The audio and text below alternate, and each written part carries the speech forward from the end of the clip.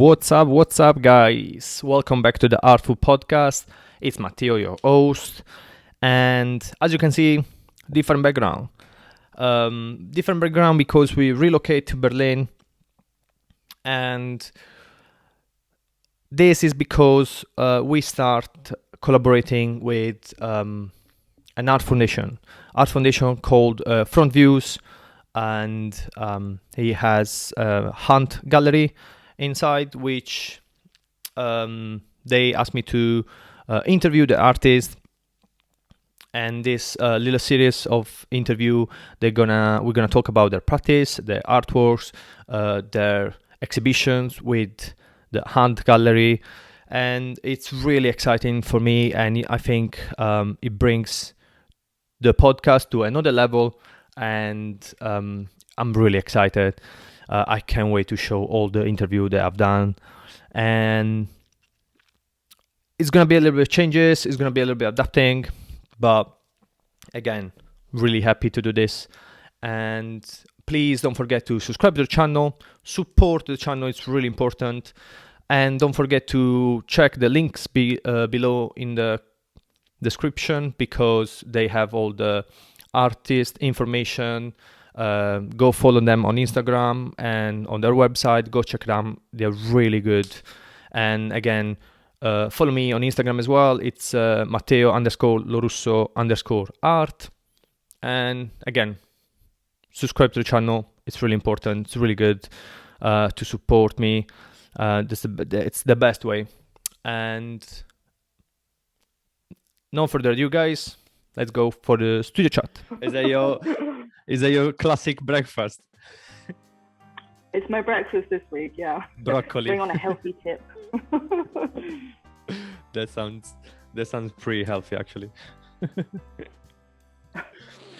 How are you today, anyway? You okay? Yeah, I'm not bad. Yeah, and yourself? Yeah, not too bad. Been busy a little bit with Jean, doing a couple of things for the next project. And yesterday I went to the studio to shoot like some videos and some picture for your shows, actually. So excellent. we're trying to make like a little video.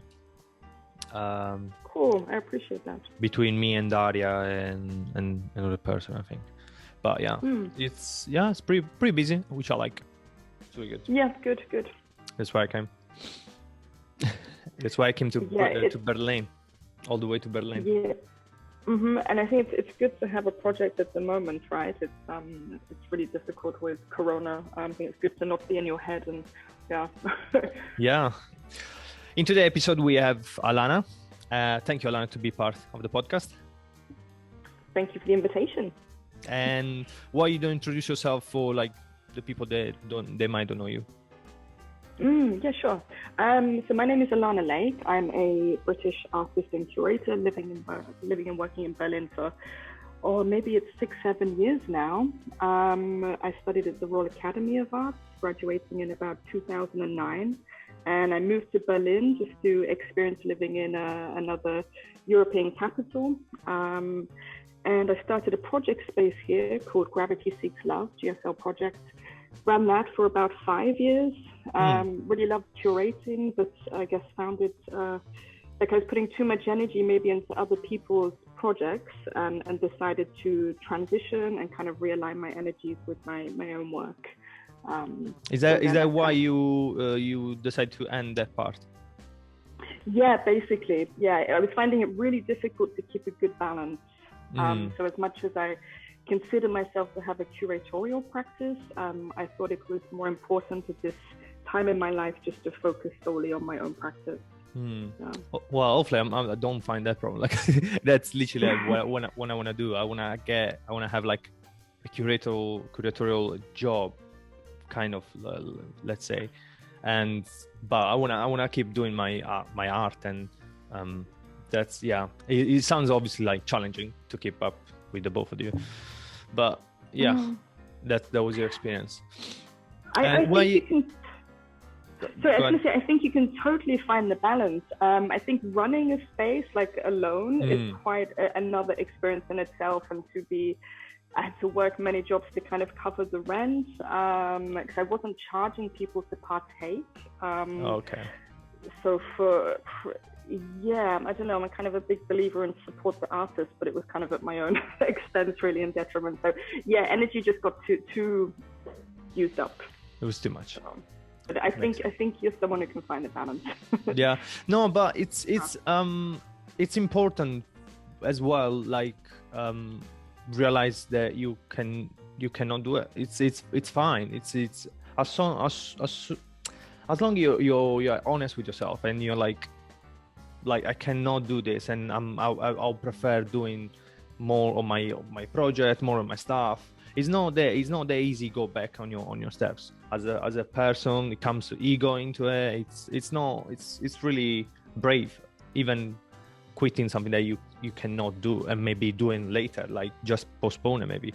Like there's nothing bad about that as well.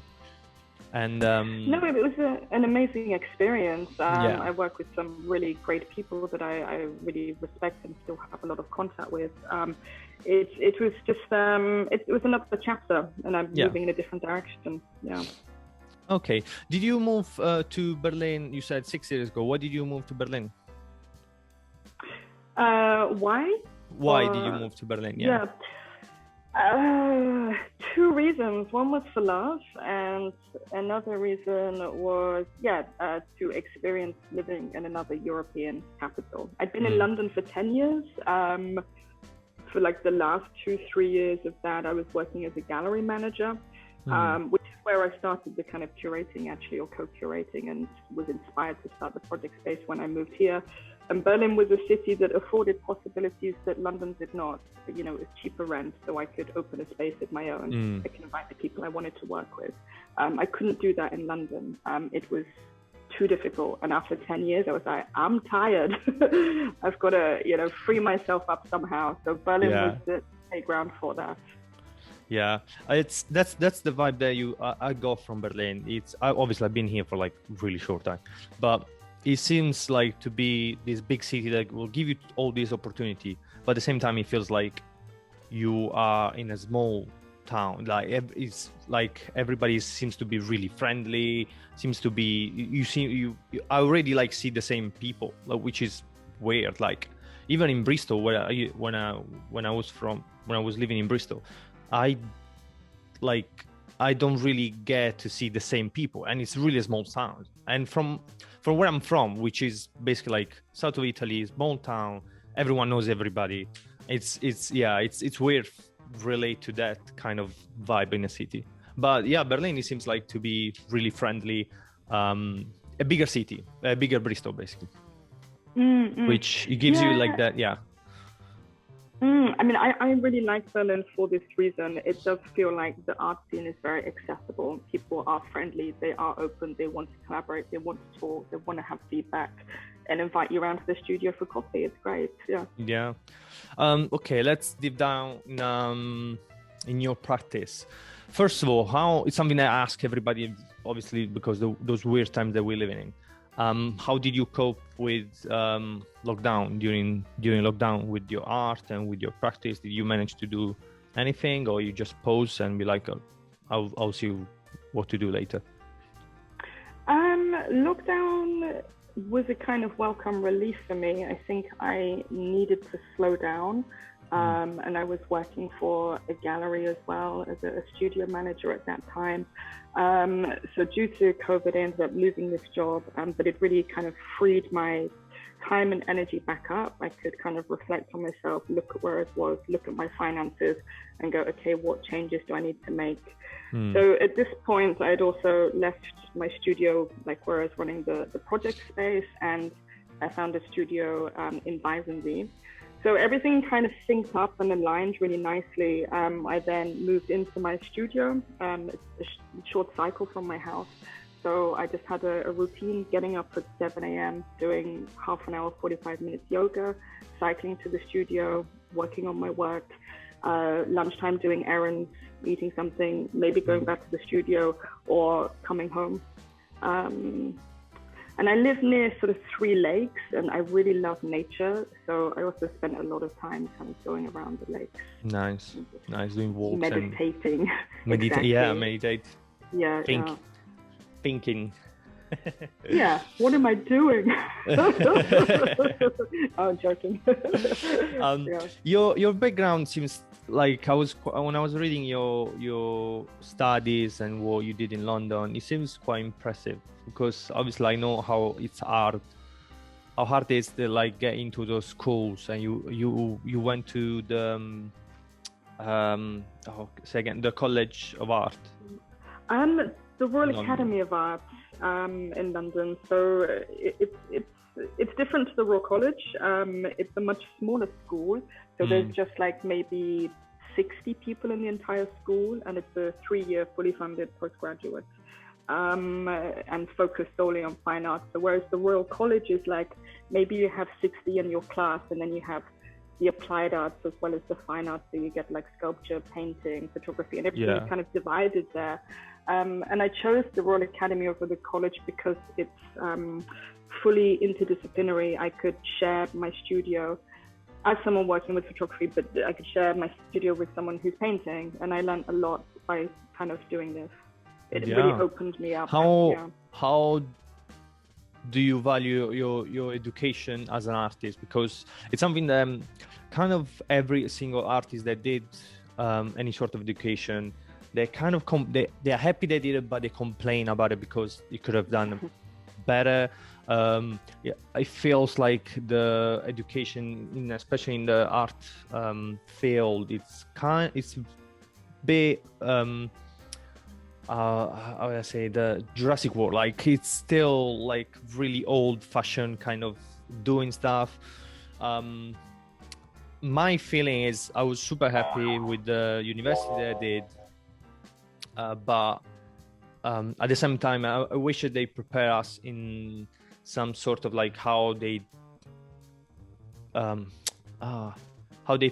basically like present you to the world, how you present yourself to the world, how to make a business out of it, how to promote yourself outside, apply for like competition and all the kind of things, which they did and they didn't at the same time. They didn't really give that much value on that. So how was your experience with the education? Interesting question.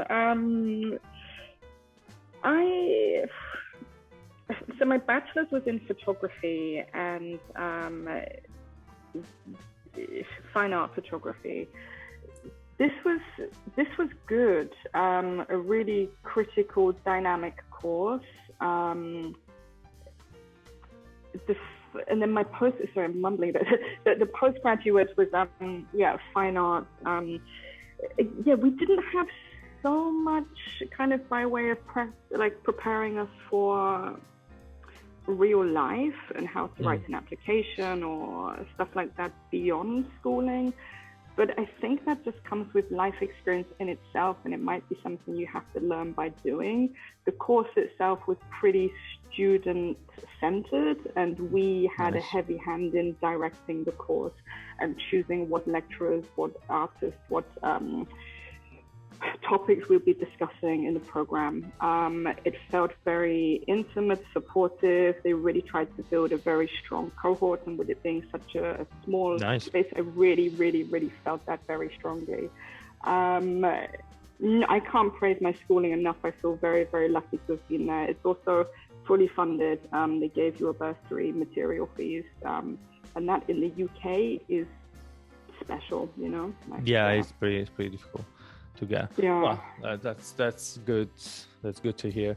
How did your practice change through time from when you finished your studies? So you did all your classes, all your years you study, you're there, you're young artist, ready to go, and now years later, how did it evolve? Did it change? Did you kind of stay on the same line? How do you think did evolve your practice? It's evolved a lot, especially in the last sort of 3 to 5 years. I guess I stuck with photography and video and kind of installation for many, many, many years. And then kind of, I wouldn't say lost my way, but I started to feel a little bit frustrated, like there were limitations to the medium, a medium that I felt very passionate about. And I kind of really wanted to branch out and move into painting and sculpture, but wasn't really sure what material or how, or, do I need to go and do a workshop to do this? Because when I was at the Royal Academy, although it was fine arts, I kind of pretty much stuck to my discipline.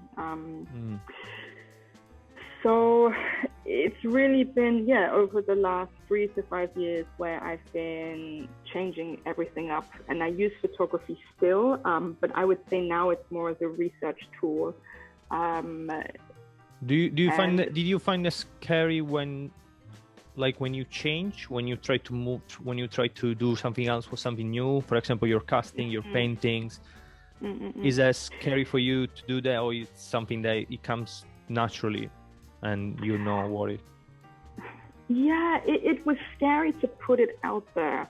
It's not scary to be in the studio and working like this gives me a great thrill. I feel very complete and whole when I'm making stuff. But to put it out there and to get feedback and to stand behind it, that was a scary moment. But all of the themes, my areas of interest have not changed. It's just the material processes, the practice itself that has shifted. But the ideas, the things I look at are the same. You said you use still photography. Do you use photography as like research what you're gonna do with it, like with your painting, with your casting, or is it something that's your starting point anyway, like that's what you use? Yeah, I mean it kind of runs alongside my practice as part of the practice and part of the research, and I could probably divide my photography into 3 categories. So it would be outer spaces and other places, which is kind of like I guess a psychogeography, if you like, and I look at kind of the internal and external landscapes as some kind of state of mind, if you like. Then I have Still Even, which is still life, and then Pleasure Drive, which is also the painting and sculpture. So there are crossovers, with these bodies of work. Interesting. They kind of stay separate in their lane, or it's something that they might sometimes get together? They cross over and fall into each other. There's I guess kind of psychoanalysis is one of my largest influences, if you like. I studied psychoanalysis at the Centre for Freudian Analysis and Research in London. So sort of people like Carl Jung and Freud, they repeatedly come up their ideas throughout all of my works, whether it is the painting, where I'm doing a dream series, whether it's the sculptures and the title is a play on Freud's paper Beyond the Pleasure Principle, or, it's all there. It's all together. Yeah, that's really interesting. I feel like with your art and what you do, it's really important, like the subject matter. So what do you choose to represent with your sculpture, with your painting? How do you represent, like why do you choose that subject? Is it something that you push, like you're drawn to, and why do you choose that?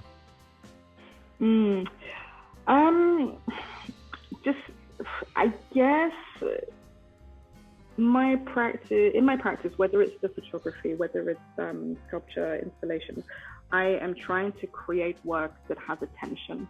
I look at opposing forces and I bring them together to create an experience for myself and for the viewer. So, and then I use a lot of everyday objects that are relatable, not only to myself, but to everyone else. They're more universal. But within these kind of everyday objects, there are kind of like metaphors, if you like. They're signifiers for other things. So Pleasure Drive, I can just break that down. That is a play on words taken from Freud's paper Beyond the Pleasure Principle, where he introduces his mythological constructs of the life and death drive. So then my project, you could say, is kind of a journey into this primal energy of opposing forces. And that's the exhibition that's right now at the Ant. Exactly. Yeah. I see what I mean. Because when we're like putting stuff up and doing the opening, that's the relationship. I was telling Mariana about the relationship between your work and her work. I think they work really well together, and there is this like really pleasant and unpleasant like contrast between the two. And her like delicate drawing, but at the same time they're like let's say like weird looking, like really dreamy kind of looking. And then there is your more like your strong impact that your sculpture have. For example, the helmet or the exhaust of the motorbike, if I don't get it wrong, or it was a car.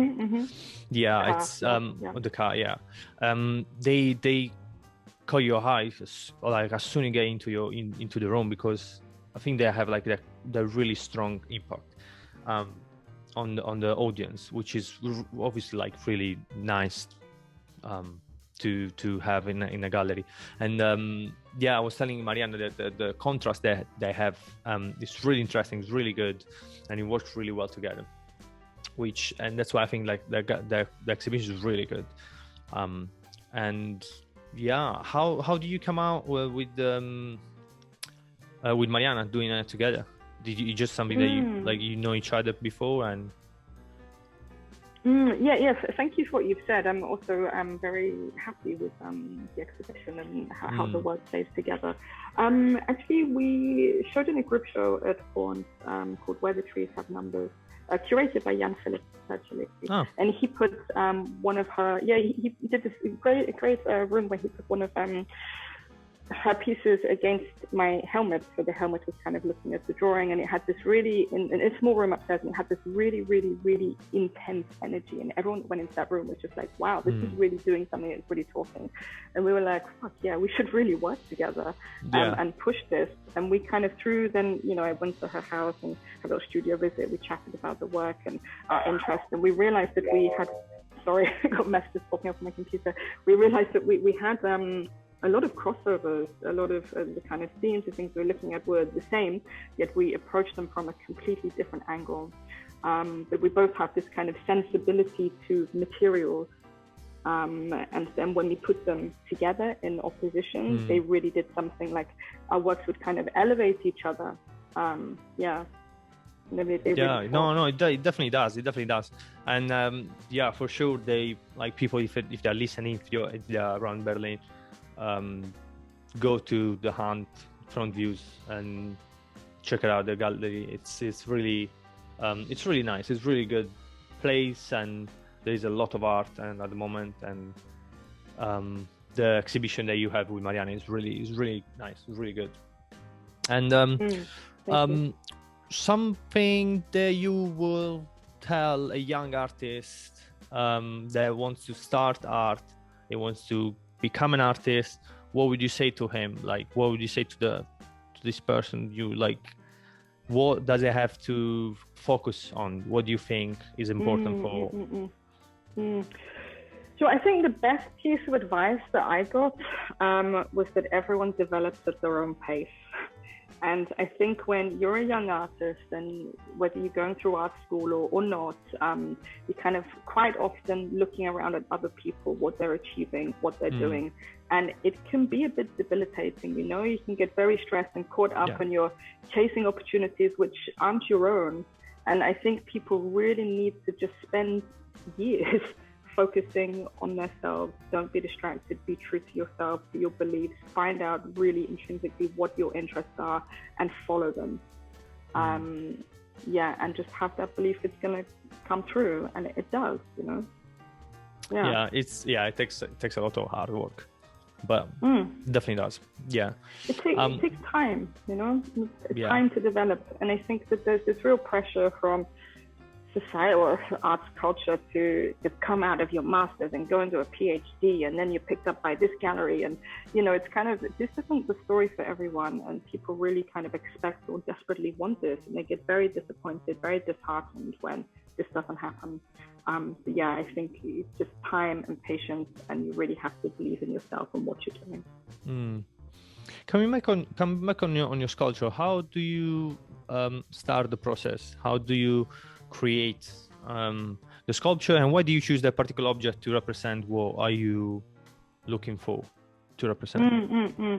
Yeah, I mean, interesting. This goes back to photography again, and I guess the outer space is another place's ongoing series, which is a lot of everyday objects, and then I guess the bike. So if we go to pleasure drive in the sculptural series, like bikes, cars, they for me kind of have a cultural status.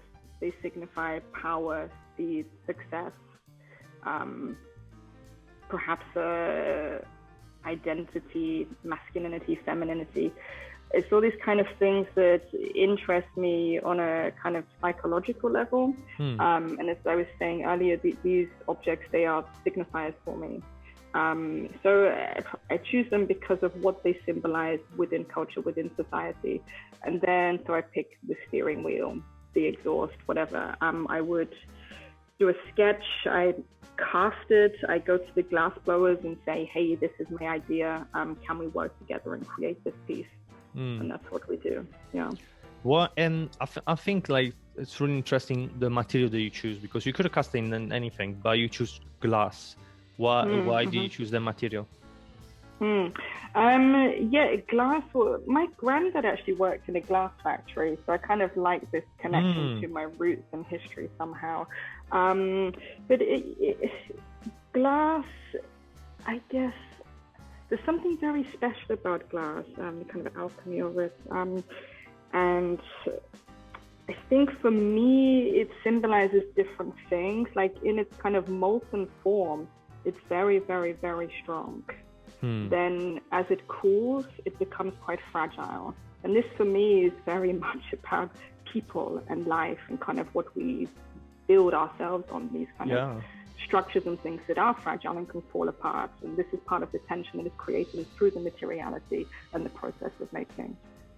I found that when I was looking, especially at the first impact, when I saw the object and then I realized it was glass. So I saw the helmet, for example, and obviously the helmet you do not expect to be that made by this fragile like material, and something that you don't want actually, because it needs to be like super hard to protect yourself. But then the contrast between what you expect to be the object, and what the object is actually in the like that you made with the glass. I think that's really interesting.